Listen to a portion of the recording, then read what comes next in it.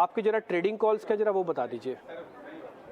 बिल्कुल, देखिए डीपीजी हम पिछले कुछ दिनों से लगातार ऑटो काउंटर्स में पॉजिटिव स्टेंस रख रहे हैं। आई थिंक हर शो में हमने ऑटो काउंटर्स की बात की और काफ़ी अच्छा मोमेंटम भी हमें यहाँ पे देखने को मिल रहा है और मेरा ये भी मानना है कि इस मार्केट में सिलेक्टिव ऑटो और एफएमसीजी सेक्टर यहाँ पे आउट परफॉर्म करते हुए नज़र आएँगे। IT, metal, mid cap, real estate उन सब में उठापटक चालू रहेगी। तो पहला ट्रेड सेटअप टीवीएस मोटर का रहेगा। इस काउंटर को हम लगातार पिछले कुछ दिनों से रिकमेंड कर रहे हैं। अभी भी हमारा ये कन्विक्शन है कि कोई भी डिप आता है तो लेना चाहिए। स्ट्रेंथ यहीं पे बनेगी। 5 साल का कंसोलिडेशन ब्रेकआउट यहाँ पे तैयार हो रहा है। डेली वीकली सेटअप काफी अच्छा है। लोग के बिल्टअप यहाँ पे आ रहे हैं। इसलिए टीवीएस मोटर पे खरीदारी की सलाह होगी। 780 के स्टॉप लॉस से 825 830 के अपसाइड बनेंगे। अब दूसरा ट्रेड रहेगा वो सेल साइड में रहेगा बंधन बैंक। बंधन बैंक वीक स्ट्रक्चर है।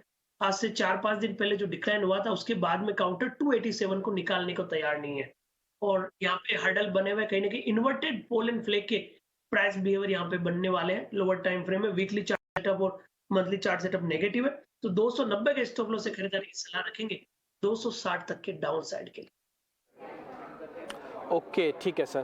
तो आप कह रहे हैं कि बंधन बैंक तो बेचा जा सकता है, 260 का टारगेट है, लेकिन टीवीएस मोटर्स के अंदर खरीदारी है। आप यकीन मानेंगे सर, हम भी टीवीएस मोटर ले रहे थे, लेकिन हमने इसलिए ड्रॉप कर दिया कि पिछले 2-3 दिन से टीवीएस थोड़ा चल रहा था। हमें थोड़ा डर लगता है, लेकिन आपका कन्विक्शन स्ट्रॉन्ग है, आपकी स्टडी हमसे ज़्यादा है, इसलिए आप ये कह रहे हैं कि 830 का टारगेट ज़रूर आ सकता है। 780 का स्टॉप लॉस है। पिछले 2-3 दिन से हम भी इसको नोटिस कर रहे थे। आज हमने लिखवा के अपनी शीट से हटवा दिया, लेकिन आपने बताया तो अच्छा लगा कि हमारी सोच भी ठीक चल रही थी। स्क्रीन पर रखेंगे।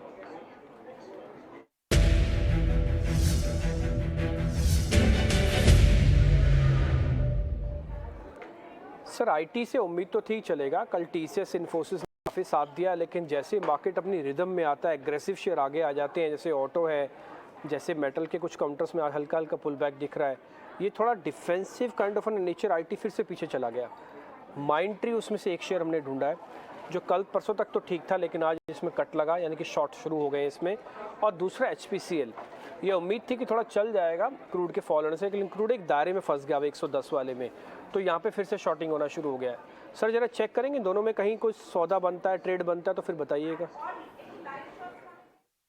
बिल्कुल, आपने यहाँ पे 2 काउंटर की बात की, एक तो माइंड ट्री और एक एचपीसीएल। तो सबसे पहले हम माइंड जिक्र करें तो माइंड ट्री यहाँ पे फॉलो अप नहीं आ रहा है। यहाँ पे आप देखोगे इस काउंटर ने कुछ दिन पहले 2700-2720 को टेस्ट किया था, हल्का सा टर्न हुआ, बट 3000 की कॉल राइटिंग यहाँ पे है, 3000 के ऊपर टिक नहीं पा रहा है। तो मेरे हिसाब से अब 2910 के आसपास के हर्डल रहेंगे, नीचे में 2700 तक के टारगेट के लिए। तो माइंड ट्री में वीकनेस रहेगी और एचपीसीएल आई थिंक दूसरा ट्रेड सेटअप आप ढूंढ रहे हो। एचपीसीएल एक काफी वोलेटाइल काउंटर है। स्टॉक आप देखिए नीचे के लेवल से 3 दिन रिकवर हुआ था, बट आज प्रीवियस डे के हाई को नहीं निकाल रहा है। तो कंपैरेटिवली वीकली चार्ट देख के मैं इसको अवॉइड करने की सलाह रखूंगा, बट यस माइंड ट्री में आप नेगेटिव बायस के साथ कामकाज कर सकते हैं।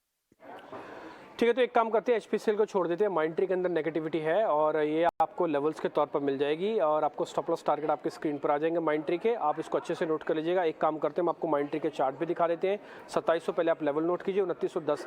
इसके अंदर ना 2 मेजर प्रॉब्लम मेरे को दिखती हैं, वो मैं आपको दिखा देता हूँ, आपको भी पता लगेगा, आपको थोड़ा इंटरेस्टिंग भी दिखेगा। माइंड ट्री के चार्ट अपनी स्क्रीन पर आएंगे, आप देखिएगा।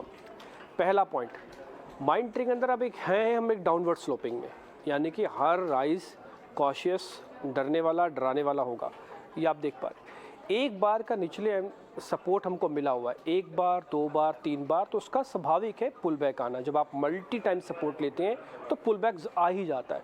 फाइनली आया, लेकिन फिर से रेंज के अंदर आके फंस गया। ये रेंज कहाँ से शुरू हुई थी? भले हमने चैनल बाद में ड्रॉ किया, लेकिन रेंज एवरेज से आके रुकी।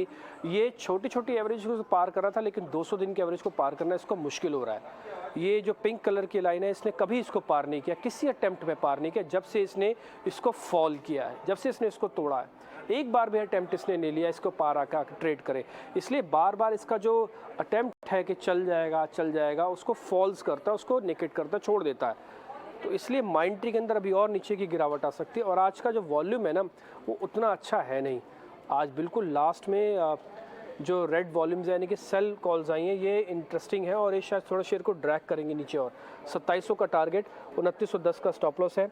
ये माइंड ट्री को लेकर सौदा है। सर अनवाइंडिंग के 2 शेयर भी आपके सामने रखता हूँ। एक तो डेल्टा कॉप, जो टिपिकली सर्किट में बार बार जा रहा है, आ रहा है, और दूसरा इंटेलेक्ट डिज़ाइन। इन दोनों शेयर्स को जरा और चेक कर लीजिए। डेल्टा के अंदर ना जो बिल्डअप है, वो बेहद कम है, इसलिए मैंने ले तो लिया लेकिन मेरी कन्विक्शन ज़्यादा बैठ नहीं रही है सर डेल्टा पे। इंटेलेक्ट डिज़ाइन आप देखना चाहे तो आपकी मर्जी से।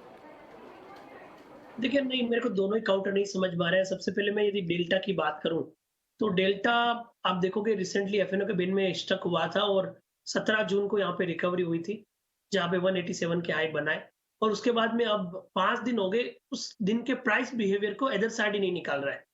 और उससे ज़्यादा कंसर्न मुझे ये है कि वीकली चार्ट में कंटिन्यूअसली 11 वीक से लोअर टॉप लोअर बॉटम के सीक्वेंस है। तो काउंटर इतना ज़्यादा गिरा हुआ है कि यहाँ पे कोई भी रिलीफ और रिकवरी नहीं देखने को मिल रही है। जो भी एक वॉल्यूम्स के साथ ट्रेड होना था, वो 17 जून को हुआ है, काफ़ी ब्लॉक वहाँ पे ट्रेड हुए हैं और उस दिन आप देखोगे लगभग पौने 5 करोड़ के वॉल्यूम्स के साथ ट्रेड हुए। बट इतने बड़े वॉल्यूम्स वाले प्राइस को भी यदि काउंटर नहीं निकाल रहा है, तो ज़रूर ऊपर में कंसर्न है। तो मैं डेल्टा को अवॉइड करने की सलाह रखूँगा। इंटेलेक्ट डिज़ाइन आपने शायद दूसरे काउंटर्स की बात की, तो इंटेलेक्ट की बात करते हैं तो रिकवरी हुई है बट आज एक बेरिश कैंडल बना, एक परफेक्ट बेरिश कैंडल। तो 662 का हर्डल रहेगा, नीचे में 600 तक के डाउन साइड, 600 585 तक के डाउन साइड। ओके ठीक है, डेल्टा तो खैर नहीं चलेगा ऐसा लग भी रहा है, क्योंकि अच्छे वॉल्यूम जैसे आप भी बता रहे हैं, अच्छे वॉल्यूम आने के बावजूद भी शेयर के अंदर किसी तरह का कोई रिस्पाइट नहीं है। मैं फटाफट से डेल्टा के चार्ट आपको दिखा देता हूँ।